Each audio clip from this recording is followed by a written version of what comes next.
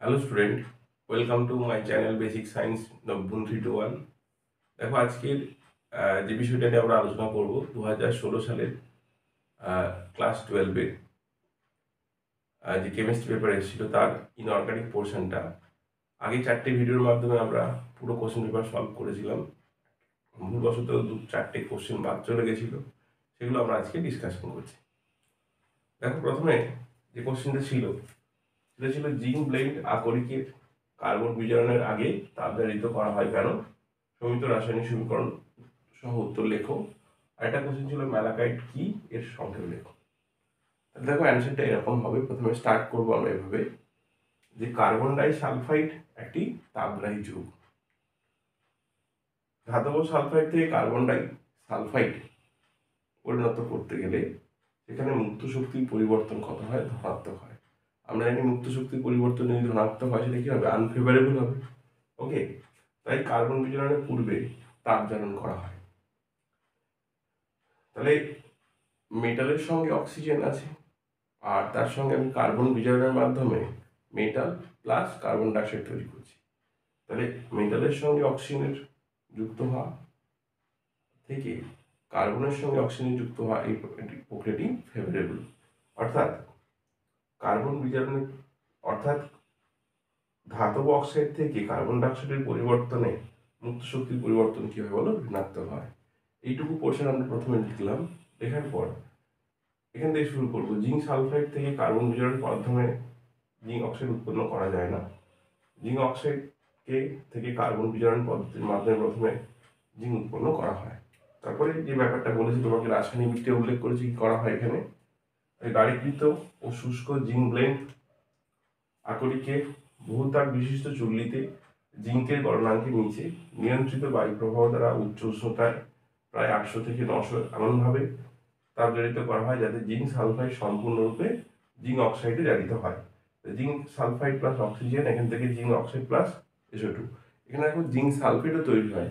তাকে পরবর্তী প্রক্রিয়ার মাধ্যমে আমরা কি করি? জিঙ্ক অক্সাইডে পরিণত করি। এবার যেটা আসছে যে তোমার ম্যালাকাইট কি, এর সংকেত লেখো। আমরা সংকেতটা এখানে লিখে রেখেছি, তো আবার একবার লিখে দিচ্ছি। দেখো ম্যালাকাইট হলো কপারের একটি আকরিক। এর সংকেত কি হবে? এর সংকেত হবে দেখো CuCO3 আর CuOH2, এটা হলো ম্যালাকাইটের সংকেত। ওকে, আমরা পরের কোশ্চেনে চলে যাই।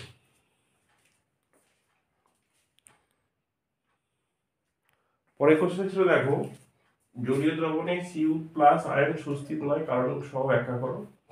আরেকটা ছিল KCl ও K2SO4 এর কঠিন মিশ্রণকে গাঢ় সালফিউরিক অ্যাসিড সহযোগে উত্তপ্ত হলে কি ঘটে? দেখো আমরা কপার জলীয় দ্রবণে কপার আয়নের নয় কেন তার দেখি দুটোরই কপার ইলেকট্রনিক কনফিগারেশন লিখবো, কপার প্লাস কপার 2 প্লাস লিখবো। লেখার পর আমরা এটা বলবো কপার প্লাসের 3D উপকক্ষটি ইলেকট্রন দ্বারা পরিপূর্ণ থাকায় সুস্থির, কিন্তু জলীয় দ্রবণে কপার 2 প্লাসের হাইড্রেশন এনথালপির মান এতই বেশি যে কপারের দ্বিতীয় আয়ন এনথালপি ছাড়িয়ে যায়। এর ফলে কপার প্লাস সহজেই কপার 2 প্লাসে পরিণত হয়।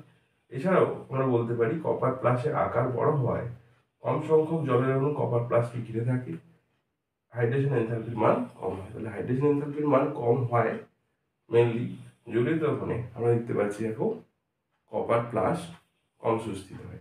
ওকে, পরেরটা বলতে দেখো KCl ও K2 এর CR2SO4 এর কঠিন মিশ্রণে গাঢ় সালফিউরিক অ্যাসিড দিয়ে কি করলে কি হবে? আমরা ক্রোমিল ক্লোরাইড টেস্ট আমরা করেছি। শুধু আমরা রাসায়নিক বিক্রিয়াটা লিখতে বলেছি যে K2CR2O7 plus 4KCl plus 6H2SO4, এখান থেকে আমরা পাবো ক্রোমিল ক্লোরাইড CrO2Cl2, যেটা হচ্ছে লালাভ কমলা বর্ণের যৌগ। সহজেই আমরা এটাকে ডিটেক্ট করতে পারবো। আর এটা KHSO4, এটা টোটাল হচ্ছে 6KHSO4 হবে প্লাস 3 ওয়াটার। ওকে, তাহলে এটাকে আমরা বলছি ক্রোমিল ক্লোরাইড টেস্ট। ওকে, যদি এখানে KCl এর জায়গায় NaCl থাকতো তাহলে আমরা লিখতাম 2KHSO4 প্লাস 4NaHSO4। ক্লিয়ার? আর না হলে ব্যাপারটা এরকম লিখবো, এটার একটা লাগবো কমলা বর্ণের যৌগ। ওকে, পরবর্তী কোশ্চেন আমরা চলে যাই।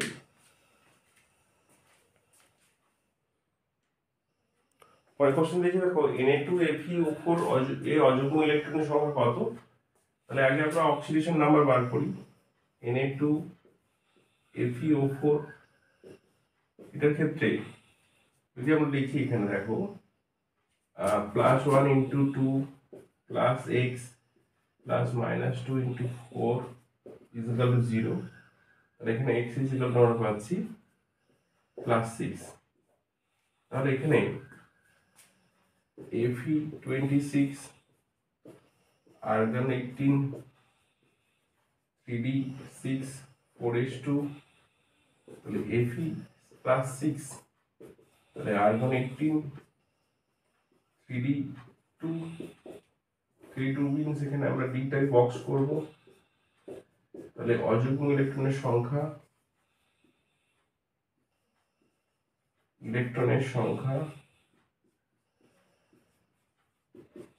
কটা হবে বলো? এখানে দুটো হবে। ওকে, তাহলে বলছি নোবিডিয়াম ট্যান্টালাম যৌগগুলির মধ্যে রাসায়নিক সাদৃশ্যের কারণ ব্যাখ্যা করো। এখানে বলছি ল্যান্থানাইট